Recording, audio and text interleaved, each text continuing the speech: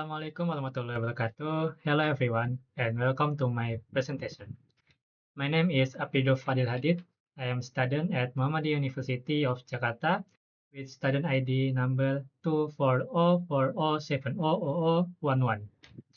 Today, I will be presenting a depth overview of Alibaba Cloud Object Storage Service, commonly known as OSS.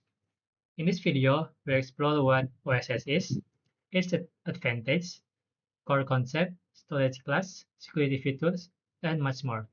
Let's dive right in. So, before we dive into OSS specifically, it's important to understand that different types of storage available. Traditional storage methods rely on file system that organize data in hierarchical structures consisting of directories and subdirectories. This file-based solution runs on top of block storage, which physically can be implemented using conventional hard disk drives or solid-state drives. However, object storage, which is what OSS provides, works differently. Unlike file storage, object storage has no hierarchy and no concept of directories. Instead, every object is represented by a unique key, and each key maps to a specific location within the object storage system. So, what is Object Storage Service? Object Storage Service, or OSS, is an encrypted and secure cloud storage service that allows you to store, process, and access massive amounts of data from anywhere in the world. So, why there's a server and OSS? Why the OSS is wins? Let me highlight the key reasons. First, it it offers massive volume with easy scalability. Second, it provides enterprise-grade security. Third, it ensures high availability. And fourth, it follows a pay-as-you-go model, which translates to lower costs for users. Traditional storage systems require maintaining file tables that record the relationship between files and directories, and there's usually a maximum size limit. Public cloud storage like OSS has no such limitation and can essentially grow without bounds. And then advantage of OSS. Now let's explore that advantage. First, scalability is one of the most significant advantages. A single OSS bucket can hold up 50 petabits of data with practically unlimited number of objects. Simplicity is another major benefit. OSS provides RESTful HTTP API that can be accessed universally from anywhere at any time. Object sizes are flexible, ranging from 0 bytes to 48 terabytes, and the platform supports multiple upload methods, including normal upload, multi-part upload, and append upload. And then USS is also a fully managed service, so users don't have to worry about infrastructure, maintenance, or system patching. And it comes with built-in monitoring metric and access logging feature. And the security is paramount. OSS implements multi-layer protection, including 5 Gbps, anti-DDoS, and protection, multi-user isolation mechanisms, and comprehensive access logs to help detect and test potential malicious access.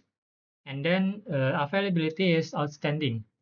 All data stored in OSS is replicated to 3 different physical servers. It's connect to independent network switch, and this architecture guarantees 99% data reliability and 99% service availability. And the service also automatically expands capacity without user intervention. So the inclusiveness makes OSS highly adaptable. It integrates natively with various Alibaba Cloud products, including EMR, Max Compute, Analytic DB, DLI, EBS snapshot, SDL snapshot, local image, RAM, SDS, cloud monitor, and SLS, and among others. And then next is OSS concepts. So OSS is an important part of the Alibaba Cloud ecosystem. Like all public service on the platform OSS, operations run on Apsara, which is the cloud management system serving as the main infrastructure foundation. In this architecture diagram, components that are part of the Apsara system are visually marked with the orange box. With the orange is the Apsara system. And then specifically OSS relies on Pangu, which is the distributed file system subsystem that serves as Apsara backbone. This is why the OSS has the capability to replicate data into 3 copies. And this is the integral part of Pangu as architectural design. And then the concept of the objects.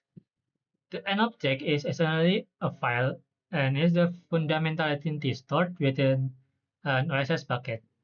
Each object consists of three main components: the key, the data, and the metadata. The key serves as the object's names and must be unique within a particular bucket. And the data is the actual content of the object being stored. And the metadata is a set of key-value pairs that describe the object's attributes, such as checksum, object size, and class modification time. So it's important to note that the data portion is opaque to OSS and is not manipulated by the service except for storage to disk and retrieval when needed. So the maximum capacity of an object depends on the upload method used. Multi-path upload supports objects up to 48 terabytes, while conventional HTTP upload methods limit object size to 5 gigabytes. Therefore, for objects larger than 5 gigabytes, user must use the multi-part upload mechanism. So, next, we have the concept of buckets, which serve as containers for objects stored in OSS. Every object must be kept on a bucket, and each bucket name must be globally unique across the entire OSS service and cannot be changed. This means if a bucket name has been used by another user, no one else can use that same name, which eliminates naming conflict between users. As a storage component, buckets have no limit on the number of objects they can contain. Application can access one or more buckets through OSS API. In the OSS architecture, buckets function as the highest level in organizing the namespace, while also serving as the fundamental unit for usage reporting and applying access control policies. And then we move to object keys. Every object stored in a bucket has a key that serves as a unique identifier within that bucket. The combination of the bucket name and the key uniquely identifies each object across the entire OSS service. The uniqueness is reflected in the URL structure, which typically consists of the bucket name, the OSS service endpoint, and the object name. This is the fundamental reason why bucket names must be globally unique, because the bucket name is a part of the DNS name that restores to the bucket and all its contents. And the formation of a URL pointing to an object is done by combining 4 elements: the protocol, the bucket name, the bucket endpoint, which is the specific to its Alibaba Cloud region, and the object name. The combination produces a globally unique URL that exclusively points to a specific object within a specific bucket. So next is data structure. The storage architecture is organized in a hierarchical structure consisting of several main levels. And at the top level, the user service manages multiple buckets that serve as the main containers for all stored data. Each bucket functions as container that can hold individual objects and simulated directory representation. Simulated directories, which appear as a directory or tier 2 in the tier diagram, are not specifically are not physically implemented by the system as prefix mechanism in object keys. Eh, are not physically implemented by the system as separate structure. Instead, they are formed through the prefix mechanism in object keys. So in the OSS console visual representation, the directories can contain other objects within them, creating the illusion of nested cluster similar to conventional file system. At the object level, its storage entity consists of three fundamental components: the key as the unique identifier with one bucket, data as the file content being stored, and metadata containing descriptive attributes like object size, checksum, and last modification time. And these three components collectively form the small storage unit in OSS architecture. So, OSS storage class. OSS provides various storage classes arranged along a spectrum from hot to cold, ordered from the left to right. So the left is the hot and right cold. So storage classes are designed for data that is accessed intensively, while cold storage classes are intended for data that is rarely accessed. An important distinguishing parameter is retrieval time. For a safe type, data retrieval can take up to 1 minute. For the code safe retrieval duration varies between 1 hour to 11 hours, depending on the retrieval option selected. The main advantage of cold storage class like ASIF, called ASIF and infrequent access lies in their lower per gigabyte storage cost. However, the trade-off is that these three types impose retrieval fees charge each time data is request. This mechanism is designed to incentivize users not to make excessive access requests. For standard and infrequent access class, there are two redundancy options: local redundant storage or LRS and zone redundant storage or ZRS. With LRS, all data copies are stored within one Alibaba Cloud Zone, with three replicas placed on the different physical servers connected to separate network switch.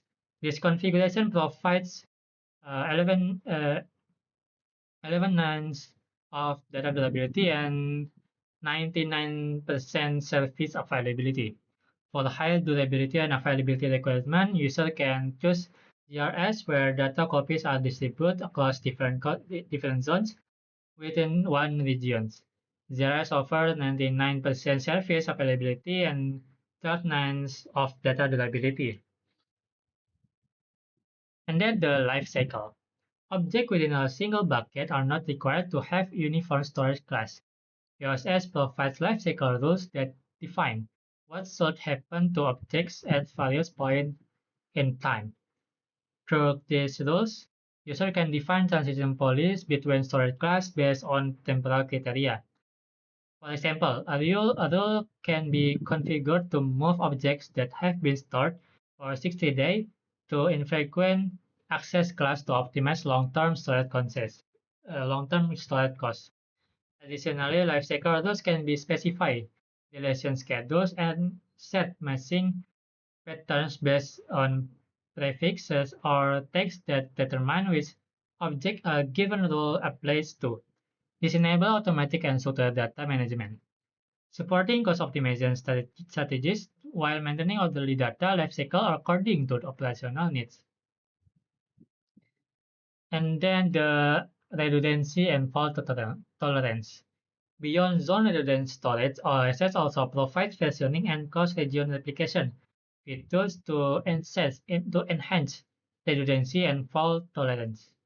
Versioning works by storing each new version of an object without overwriting previous version when this feature is enabled on a bucket.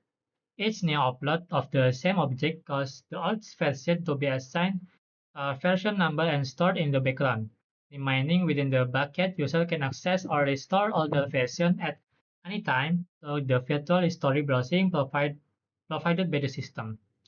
And the cross-region replication enables copying entire bucket contents to another bucket in a different geographical region. For instance, if there's a bucket in Hong Kong and another in Singapore, user can configure CRR on the Hong Kong bucket so that every object upload is automatically copied to the Singapore bucket. This is an effective mechanism for achieving multi-region redundancy, ensuring data remains safe and available even if disruption occur at a regional level. So we move to OSS concept back to origin mirroring. OSS also comes with several built-in mechanisms specifically designed for web hosting scenarios, one of which is back to origin mirroring. In this mechanism, when a client sends a request to access an object in OSS, the system first checks the availability of that object. If the requested object is not found in OS, the request is forwarded to a pre-configured origin website or service. If the object is successfully found at the origin, OSS duplicates that object into the designated bucket, and then returns that copy to the client as the response to the original request. This mechanism transparently enables mirroring of data from external storage source without requiring manual user intervention, while expanding content availability through integration with infrastructure outside the OSS ecosystem. Next, the same is back to origin, but is the redirection. Similar to the mirroring mechanism we just discussed, OSS also support the direction functionality. In the scenario when a client requests an object that is not stored in the OSS, the system can return a redirect response to the client. The client can then retrieve the request object from predetermined alternative source. Like the mirroring feature, this redirection feature is part of the functionally oriented toward web hosting needs. Both mechanisms are designed to accommodate various common application scenarios in a web-based content management, providing website manager with additional flexibility in distributing and directing content access traffic efficiently. And then the log management. OSS comes with a built logging and log management features. Users can enable logging on a specific bucket and the resulting logs will be stored in another bucket that serves as the destination bucket under a specified path undermanned by the log prefix. The collected log can be accessed and downloaded at any time for analysis, security checks, or audit purpose. Its access log entry includes important information such as source IP address, timestamp, the type of HTTP request received, flags related to that request, and the operating system used by the requester. For more advanced analytics, OSS also provides real-time logging beyond the recording access log conventionally.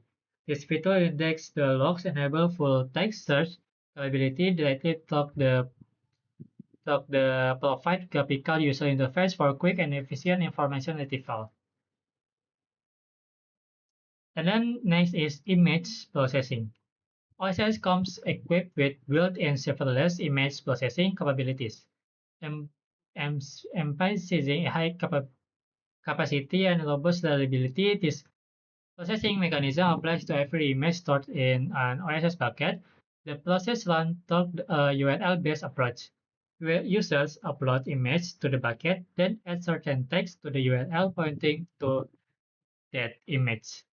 When a GET request is received, the system automatically generates and returns a new image that has been processed according to the specified parameters.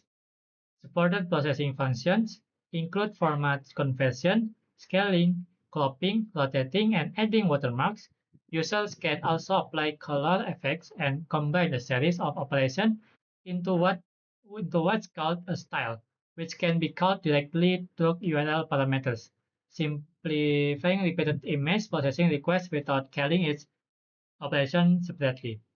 The implementation is done by adding the XOS process query string parameter at the end of the URL, which structurally consists of the bucket name, endpoint, and object key.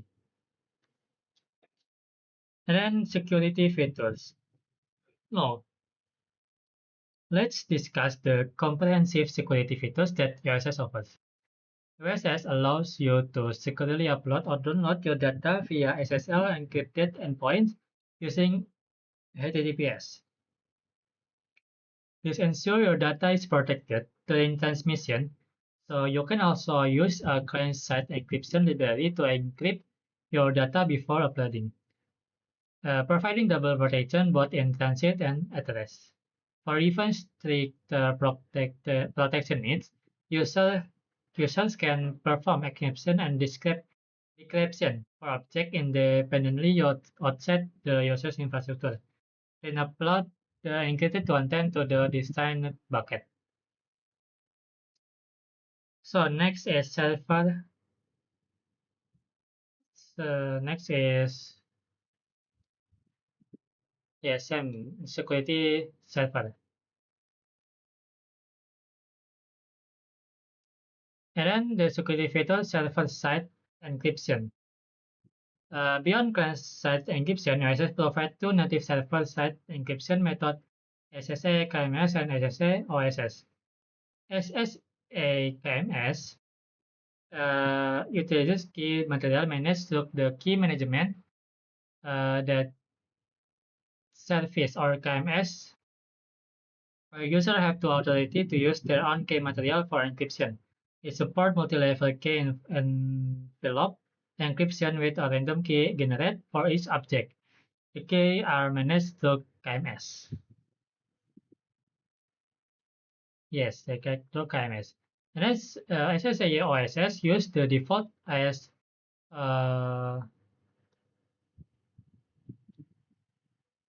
this. Use the IS-256 encryption key provided by the service from an implementation standpoint, and then SAOSS offers higher ease of use, but SAKMS provides superior customization and security because users have the authority to use encryption key material that they manage independently through KMS. The preview panel available for each object in a bucket provides the interface where users can enable HTTP support causing object rules to begin with the HTTPS protocol. So the next is identity authentication. So the identity authentication in OSS are managed through the two main mechanisms, RAM Politis and STS. So yeah, RAM Politis and STS. RAM Politis function to define what operations are permitted for users on the user service and specify which buckets and objects are the target of those operations. As resistant are listed in the resource section of the JSON policy document. JSON policy document. JSON policy documents. For example, a policy might allow a user to perform list object, get object, and an operation on object within the RAM test bucket, but not grant permission to delete or upload new object, nor extend to other object. And then the access policy enforcement process works as follows. When a request is sent to the OSS API, the user RAM credentials are used to generate an STS token. This token is then returned to the client and must be included in every request made to the OSS service. And then another access control mechanism is time-limited string URLs. These URLs specifically point to an object in a particular bucket. When given to another party, the recipient can temporarily access the source. This mechanism includes a expiration time, after which the URL no longer authorizes object retrieval, and this facility is designed to provide secure temporary access. For example, for the film dual users, third-party application or mobile application. So this two like send URLs and the access permissions. So that brings us to the end of my presentation on Alibaba Cloud Object Storage Service.